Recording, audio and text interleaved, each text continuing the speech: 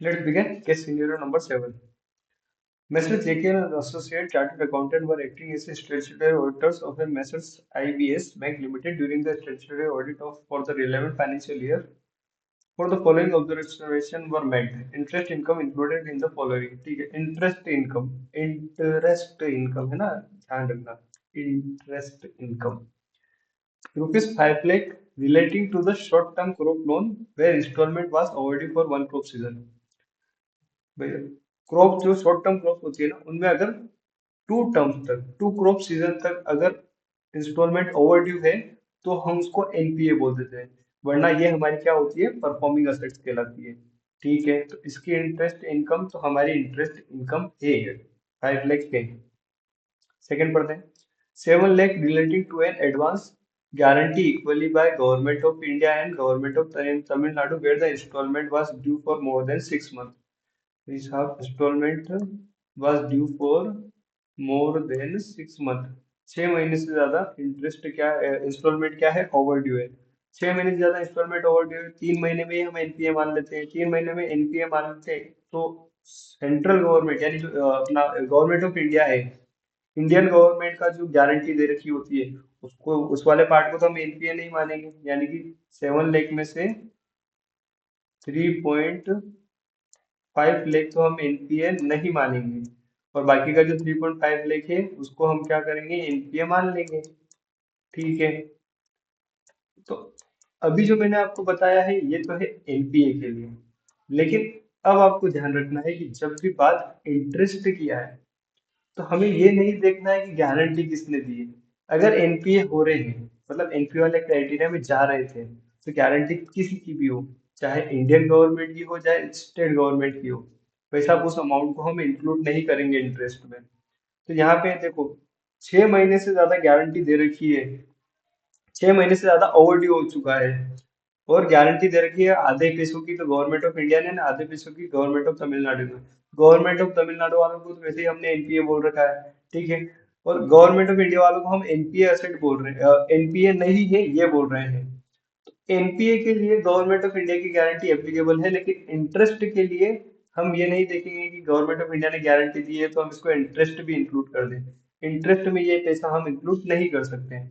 तो यानी कि जो 7 में से 3.5 लाख है, जो 3.5 लाख हम इंटरेस्ट में ऐड करने वाले थे वो अब ऐड नहीं करेंगे.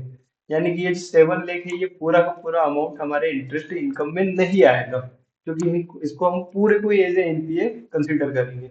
ये वाला क्वेश्चन आने वाला है नीचे, तो इसके लिए मैंने आपको पहले ही बता दिया है. ठीक है, तो अब इससे रिलेवेंट नीचे क्वेश्चन है तो मैं डायरेक्ट एक बार क्वेश्चन बता देता हूँ आपको.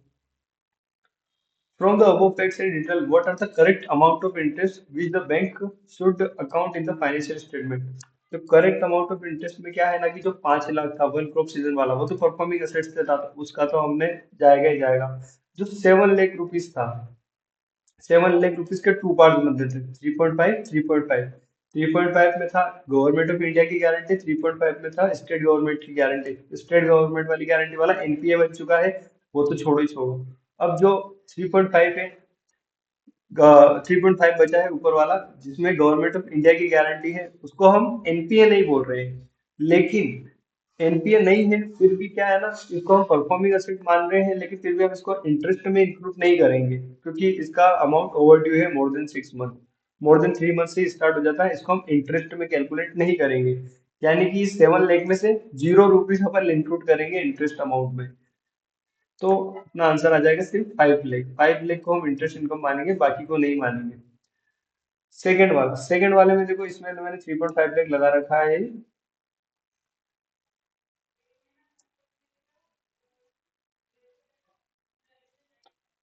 3.5 लाख लगा रखा है, ठीक है ना. तो ये इसका मैं बताता हूँ क्या क्वेश्चन है.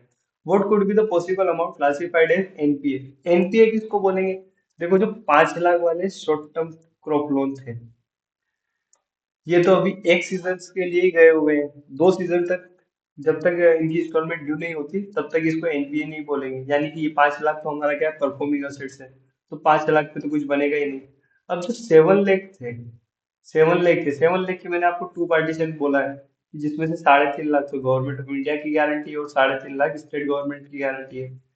गवर्नमेंट ऑफ इंडिया की जो गारंटी है उसको एनपीए के पर्पस के लिए हम कंसिडर करते हैं, तो भाई 3.5 लाख पे तो हम एनपीए बनाएंगे ही नहीं, एनपीए का कोई प्रोविजन बनेगा ही नहीं।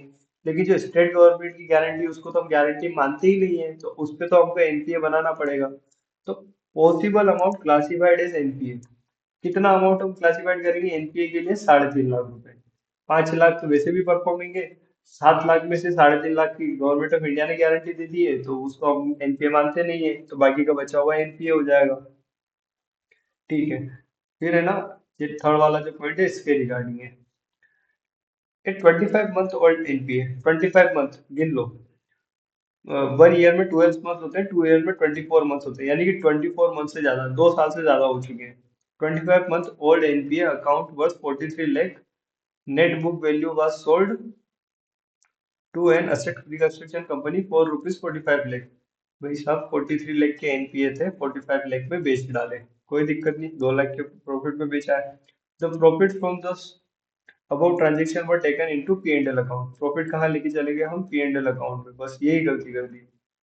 प्रॉफिट कहाँ लेके चले गए? पी एंड एल अकाउंट में, प्रॉफिट को पी एंड एल अकाउंट में नहीं ले जाना रहता है। The above NPA was sold on without recourse, सही बात है, विदाउट रिकोर्स किए ही हम इस एनपीए को सॉल्व करेंगे, और एट ए कैश बेसिस, सही बात है। एनपीए को जब भी हमको सोल्व करना है कैश बेसिस पे करना है। ठीक है, और एक और इसके अंदर इन्होंने मतलब सीधे डायरेक्ट मंत्र दे रखे हैं, आपको मैं बता देता हूँ कि कोई भी एनपीए जब हम सोल्व करते हैं तो वो एटलीस्ट 2 ईयर तक एनपीए होना चाहिए अपने पास में। ठीक है, 2 ईयर्स या 2 ईयर से ज्यादा का होगा तभी हम उसको बेच सकते हैं, 2 ईयर से कम वाले एनपीए को हम सोल्व नहीं कर सकते। The auditor noticed the discrepancies in the transaction and has decided to report the same। भाई साहब क्या डिस्क्रिपेंसीज है? विदाउट रिकोर्स वाला सही किया है, कैश बेसिस सही किया है, 24 मंथ से ज्यादा का एनपीए था तो बिछा है। सिर्फ एक ही गलती करी है कि उसको जो प्रॉफिट हुआ था उसको पीएनएल में नहीं ले जाना था, और ये भाई साहब पीएनएल में लेके चले गए। इसके रिगार्डिंग अपना थर्ड क्वेश्चन है, the NPAs sales to asset reconstruction company, what discrepancies auditor might have been notice? The NPA had not completed, ऐसा कोई पॉइंट नहीं है। Sales was made without reports, ये तो कोई डिस्क्रिपेंसी है ही नहीं, ये तो प्लस पॉइंट है अपना, ये होना चाहिए। Sales was made for cash basis, cash basis पे ही होना चाहिए, मतलब ये फेवर वाले पॉइंट्स है। सिर्फ ये वाला था, ये डिस्क्रिपेंसी थी जो कि हमें नहीं करना था। हमने नहीं, मतलब मैनेजमेंट को, बैंक को नहीं करना था, बैंक ने कर दिया। क्या किया है, जो प्रॉफिट जो था, ये इसको पूरे को पूरे को, प्रॉफिट को पूरे को लेके चली गई पीएनएल में, प्रॉफिट पीएनएल में नहीं जाएगा। ठीक है। अब अपना फोर्थ क्वेश्चन है, among the services to be provided to a startup company, providing which services would not lead to violation of chartered accountant act? कौन सी सर्विसेज अपने सीए एक्ट को वायलेट नहीं करेगी? ठीक है, आ जाओ ऊपर, आ जाओ आ जाओ आ जाओ। After completing the bank audit, bank का काम निपटाने के बाद J K and associate agree to take up the following management consultancy and other services for one of the startup company based in Noida. Noida based company है जो स्टार्टअप कंपनी है, उसको J K L and associate management consultancy services दे रही है। क्या क्या services दिए? Setting up an executive incentive plan and wages incentive plan, ठीक है। Price fixation and other management decision making, ठीक है।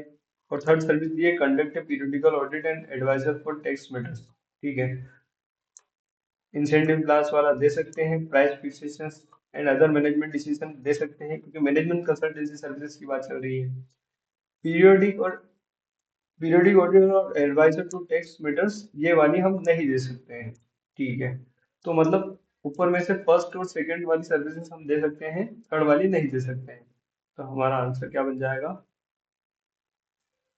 ये वॉइलेशन नहीं होगी फर्स्ट और सेकंड वाली, बाकी वाली हो जाएगी। देखो, ऑप्शन फर्स्ट का 5 लाख था। Short term crop, in case of short term crop loan, the account shall be classified as NPA if installments were due for 2 crop season। अगर 2 crop season तक installment due है तो उसको अपन NPA बता देंगे। In the given case the installment due only for only 1 crop season, तो hence the account is not NPA। तो account अपना एनपीए ही नहीं है, therefore interest of 5 lakh can be accounted, 5 lakh वाला इंटरेस्ट की इनकम में चला जाएगा। फिर क्या था, the loan guaranteed by central government and state government is NPA since the installment is remained overdue for more than 6 months, therefore the interest of 7 lakh shall not be accounted. अब जबकि fact है, the fact that 50% of the loan guaranteed by government of India does not matter for the purpose of income recognition, income recognition के लिए हम किसी की guarantee को नहीं मानने वाले। It shall apply only for NPA classification, NPA classification के लिए हमारे पास वो गारंटी का महत्व रहता है, बाकी हमारे कोई इंपॉर्टेंस नहीं है उनकी गारंटी का। ठीक है।